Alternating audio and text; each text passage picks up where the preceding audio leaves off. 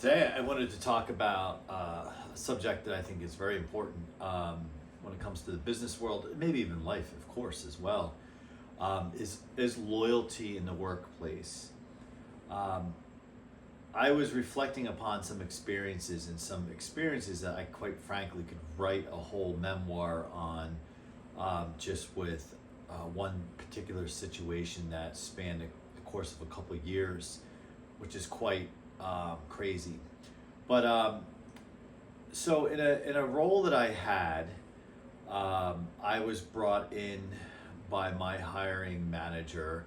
I was brought in at the executive level, and I was basically put in place to be second in command or second in charge, right? So I'm a very loyal person, especially when it comes to an organization and the people who run the organization and make up the entire organization.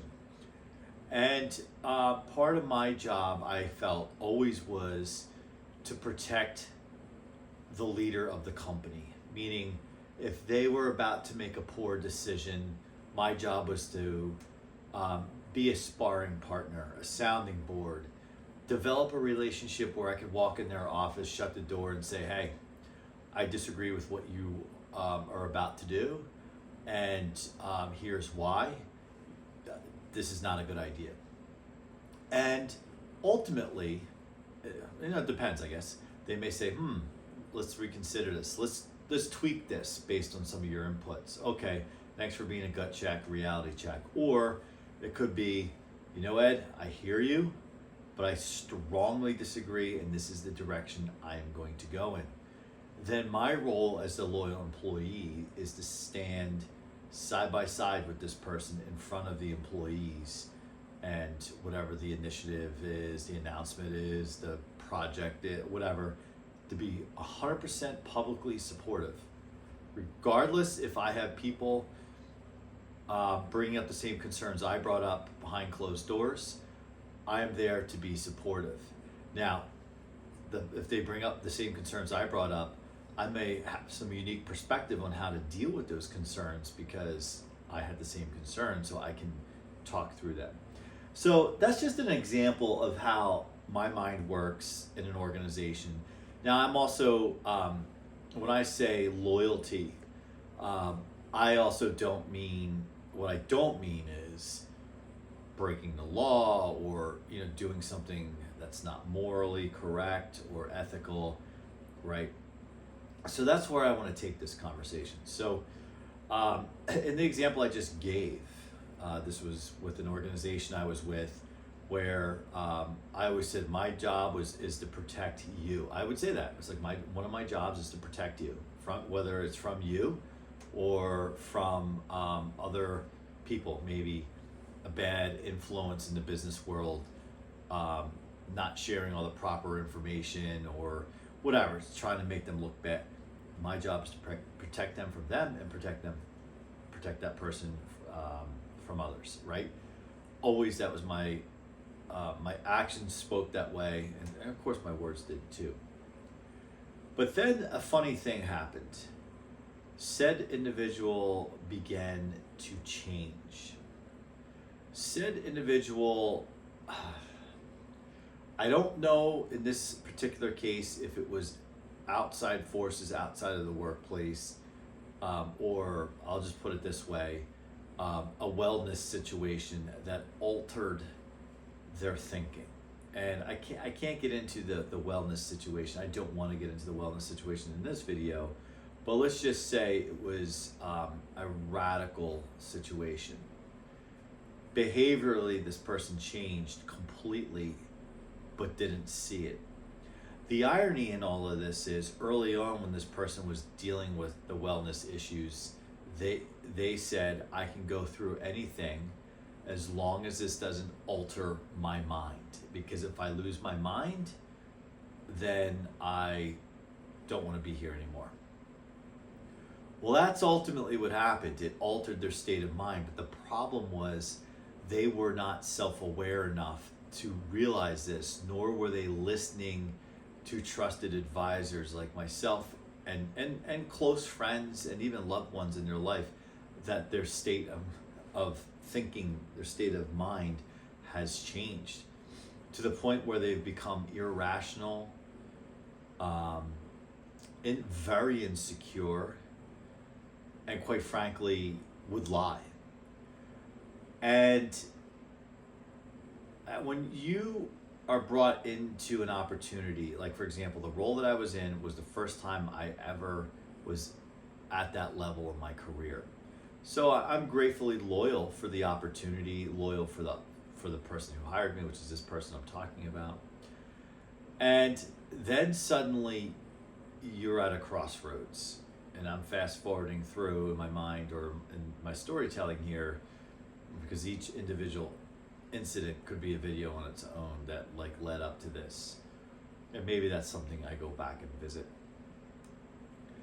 So ultimately, this person became combative with their superiors who were based in Europe. And basically, I mean, it almost got to a comical point. If they said left, this person would say, I'm going right, because you have no clue what you're doing. If they gave instruction of, hey, go north, nope, you don't know what you're talking about, I'm going south. It almost really got that ridiculous at the end, to the point this person stopped showing up for work. But they would always say they're working from home. This person altered their wellness care, I guess you could say. Instead of having an opportunity to do it on a weekend, they would do it during the week so they could say they work from home, and confided in me and a couple others say, yeah, I do it during the week because I always feel crummy after I go through it, so I'll just be at home during, and I'll just tell everyone I'm working from home. Well, you're not working. Also, not that you need to be full disclosure on your well-being, but you should acknowledge with your superiors that something is going on, because, listen, I would say 9 out of 10 employers would want to work with someone who's going through something, whether it's a leave of absence or a reduction of responsibilities, something until they get back on their feet, right? Versus you give them 100% clean bill of health. They expect 100% of you and your results. Then this person starts, when they start getting stern talking to, they say, I need to be seen. That's the wrong way of looking at it. So what this person would do is organize strategic, what they called profile visits to other sister organizations or to certain customers, so they can be seen and therefore, I guess, be saved in terms of their job.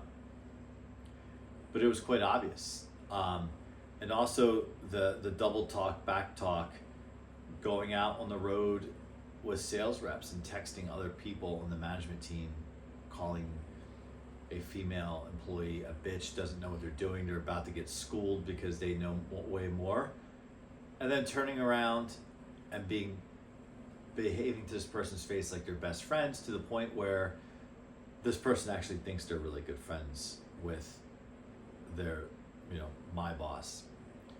Ugly. So then, this is where we're getting to the crescendo of this video here. The superiors in Europe approach me because they know something is wrong. And they approach me in a way, just asking me questions. Do you know where she is? No, I do not know where she is. Does she come to the office? I don't know, because I'm not there all the time myself when I'm not in town. Why is she going on these visits? What? So just all these questions, right? And I have to answer truthfully, right? I don't mind covering for people. Yeah, sure. Like if somebody had to take, shove off for a couple hours during the workday because they got something going on, like once in a blue moon, and someone's looking for somebody, like, oh, yeah. But even then, the company you work for, It's like, oh yeah, they had to shove off for a few hours. Okay, cool. Have them call me tomorrow. Whatever. The other thing is you need to be truthful. This is my message. You also need to be truthful, aside from the sheer fact that you should tell the truth, is the big bosses in Europe, they may already know everything. They're just trying to figure out how deep the problem goes. Is this guy so loyal to her that he is also going to lie to cover her tracks? However, her expectation is that he would lie because she's a god, like a god. You know, I would say goddesses in terms of like looks. I'm talking about just like in the workplace, like a goddess in the workplace. Like everything they look at turns to gold, which is couldn't be farther from the truth. But so you have to be open. Now, on the flip side is, aside from me try to have an intervention with this person on a friend level, just say, hey, look, what's going on with you? Like, you are not listening to, you know, and that person laughing hysterically in your face, thinking that you're the crazy one. So after the people in Europe have questioned me, I called her up and said, hey, they're asking for you. Here's what they asked me. Here's how I answered. If I were you, you know, I would be proactive with this and reach out to them and just, instead of saying thank you, it's more or less, why didn't you lie for me? Or they didn't use the L word. Why didn't you cover for me? Why did you tell them that? And the other part of it was, if they have a problem with me, you tell them to call me and not ask you. Well, the problem is they can't get a hold of you, and also the problem is they don't think you're being truthful. And thirdly, as I said before, they're trying to figure out where I sit in this. So, moral of the story is, with loyalty, I think loyalty is a wonderful quality, but it can't be loyalty at all costs, because it's going to cost you, right? So say if I would have went along with this and covered and maybe even lied, whatever the case was, and then they said, well, you're lying now to us too. Instead of we're letting her go, we're also letting you go as well. Or if they let her go and the expectation is, oh, if you let her go, I'm gonna leave too. No. Let's put food on the table. So, and that was her. She thought when she got let go that like 5 people were gonna walk out the door that day. Not even close. To talk about being misguided. More so the concern was what is next. What's next for the organization. It was more or less the concern, not, oh, I gotta leave because Miss Wonderful left. So ultimately, loyalty is critically important, and as I said, it's not at all costs. You have to, at the end, think for yourself and know right from wrong and know where to draw the line, because people are watching and you don't realize it, but when you're in a leadership position, especially at the executive level, people are watching you all the time. I'm not talking about your superiors, your subordinates, people you're responsible. They're looking up to you.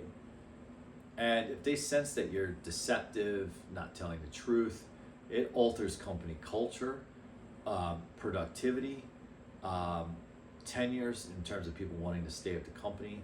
So it's really important to know the difference between loyalty and breaking loyalty to do the right thing, regardless of the relationship. Now, I look back, and I should really do a separate video on some of these things, because it's quite mind-blowing what occurred if I break each little situation with this relationship down. But at the end, how I compartmentalize or look at this relationship is, I think I look at it in 3 ways. or three parts. The first part is my initial relationship. Forever grateful this person gave me an opportunity in the role that I had, gave me a chance to shine, gave me a chance at the executive level, which I took and run with because this person gave me that chance, as well as this person trusted me. This person invited me into the organization and made me a partner, basically, not a subordinate, treated me as a partner. Forever grateful, and part of me wishes that person was still mentally present. Part two is the person who turned, person who mentally altered state. And it's not just me, it's people close friends who have said this to me outside of work, said this person is no longer the same person and they don't realize it. The person that we knew, we have to say is gone, and this is a different person, a person that we don't necessarily feel comfortable with, and you have to be dismissive of the things they say and do and try to attempt to do. It's not the same person that you once knew. That's the second compartment, if you will, or stage. The third is post relationship. So this person's no longer with the organization. This person kind of lied and cheated into another organization that is similar in what they do and is running the same way they were in their altered state at my organization. Lying about where they are. This person was having a wellness issue again, did not disclose it with their boss or the bosses, and ironically their bosses are in Europe also. Got sent to the hospital for a week, didn't tell their employer, but instead had their significant other bring their computer, multiple laptop screen or computer screens and laptop to their hospital bed so they could work the whole week as if nothing's going on. Again, this person has not changed. So in this third stage is, all I have to say is I distance myself. I don't associate myself, and I wish them the best. I'm grateful for the beginnings of our relationship, and hope that you find peace within down the line, because this is going to be an ugly ending one way or the other, continue down this path.